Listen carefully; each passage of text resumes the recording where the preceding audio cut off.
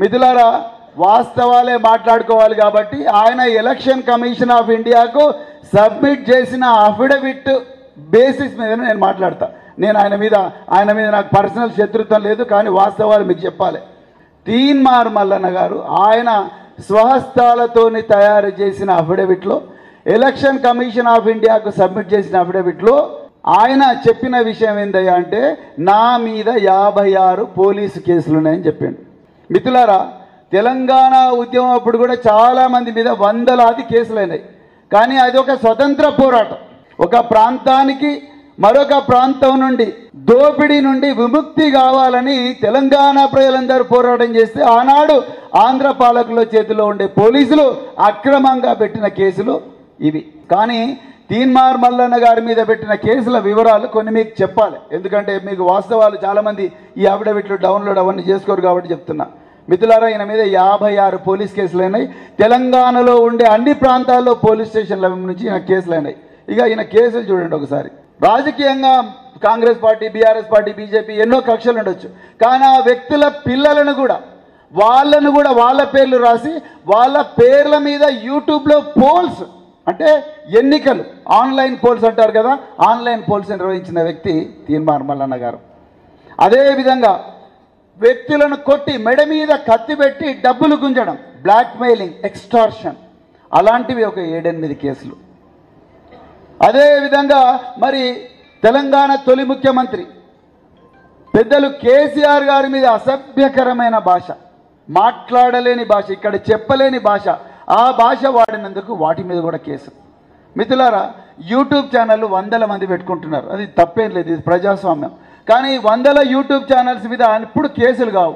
ఉదాహరణకు మనకు తెలుగు రాష్ట్రాల్లో సుపరిచితులైన వ్యక్తి తులసి చంద్ గారు ఎన్నో వీడియోస్ చేస్తారు, ప్రభుత్వ పాలసీలను ఎంతో ఎవిడెన్స్తో ప్రశ్నిస్తారు, కానీ ఆమె ఇంతవరకు ఒక్క కేసు కూడా కాలే.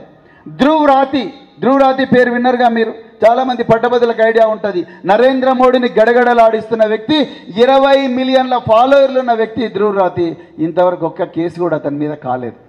మరి తీన్మార్ మల్లన్న మీద ఎందుకైనా అంటే చేసేవన్నీ కూడా క్రిమినల్ పనులు. తీన్మార్ మల్లన్న మీద ఆయన పేరు ఆర్ఎస్ ప్రవీణ్ కుమార్. ఇక ఆయన కథ అయినది నేను గతంలోనే చెప్పిన, రాజేందర్ అని ఇప్పుడు గుర్తు చేసింది. కానీ ఆయన బీఎస్పీలోకి వచ్చినప్పుడు ఈయన రాలేరో వాడు దోలినరో అని చెప్పిన. ఎట్లా చెప్పిన అంటే నాకెట్లా తెలిసిందంటే కేసీఆర్ ఇంకొక స్ట్రాటజిస్ట్ ఇద్దరు కలిసి ఫామ్ హౌస్లో కూర్చొని రాబోయే ఎన్నికలు ఎట్లా ఎదుర్కొందామంటే, నిరుద్యోగులు యువకుల ఓట్లు కనుక డివిజన్ చేయగలిగితే మళ్ళీ మనం గెలుస్తాం అనేది వీళ్ళ స్ట్రాటజీలో భాగం. ఆ స్ట్రాటజీలో ఉన్నటువంటి వ్యక్తికి సంబంధించిన కొన్ని ఇంప్లిమెంటేషన్ స్ట్రాటజీలు మేమే చేస్తూ ఉంటాం. ఇక్కడ ఆయన వచ్చి ఎవరుంటే బాగుంటుంది, ఎవరు దొరుకుతారంటే ఆర్ఎస్ ప్రవీణ్ కుమార్ అని చెప్పిన. అది నాకు అసలు మ్యాటర్ చెప్పలే. ఎవరు ఇన్ఫ్లుయెన్స్ చేస్తారంటే ఈయన అనగానే ఈయన ఎత్తుకొని పోయారు. నీ గుండె మీద నీ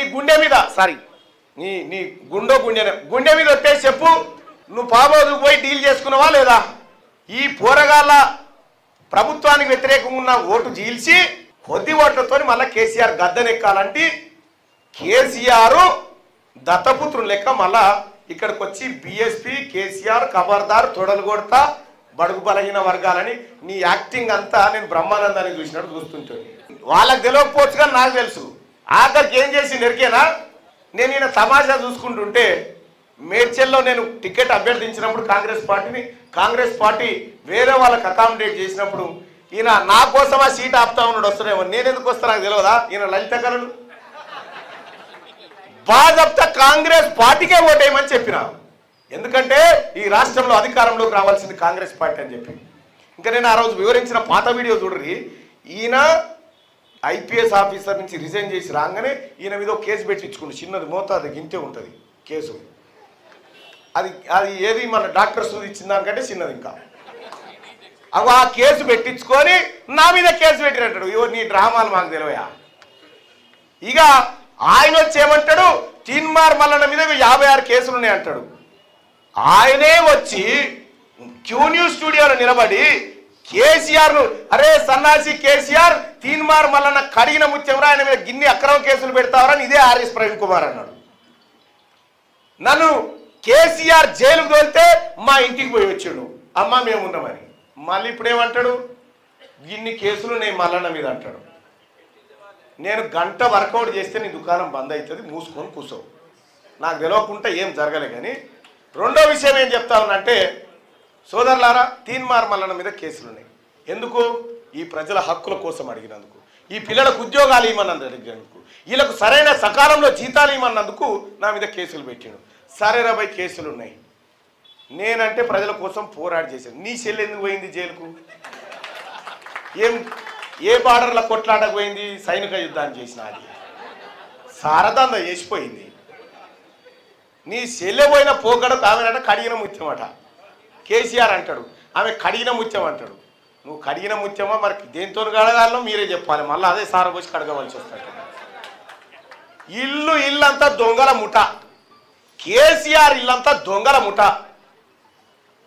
మా రాజేంద్ర అన్నట్టు చెప్పినట్టుగా టేపులు పెట్టుకొని కాదు, ఇక్కడనేమో టేపులు పెట్టుకొని గజాలల్లా, వాళ్ళేమో గొలుసులు పెట్టుకొని తిరిగిరు. పెద్ద పెద్ద గొలుసులు పెట్టుకొని తిరిగి హైటెక్ సిటీ చుట్టూ ఎక్కడికక్కడ దోపిడీ చేసిరు. మీసం మెలెత్తాడని మీసాలు లేవు వాళ్ళకి. ఇగో ఇటువంటి డైలాగులు కొట్టి జనాన్ని అనేకమైనటువంటి కన్ఫ్యూజన్కి. తీన్మార్ మల్లన్న మంచోడా కాదా ఈ జనాన్ని అడిగితే తెలియరా? ఈ హనుమకొండ చౌరస్తా కాడికి వస్తావా? కేసీఆర్ నువ్వు పోతానా నేను పోతాను, నిలబడదాం, ఓ చెప్పాడ పెడదాం. వక్బోర్డు భూములు కూడా మింగితివి. ఆఖరికి అల్లాను మింగిండు, రాముణ్ణి మింగిండు, ఏసుక్రీస్తుని కూడా మింగిండు కేసీఆర్. దేవుళ్ళని కూడా మింగిండు. నేను మొర్రో మొత్తుకున్నా, కేసీఆర్ జర ఆత్మ పరిశీలన చేసుకో అని చెప్పిన.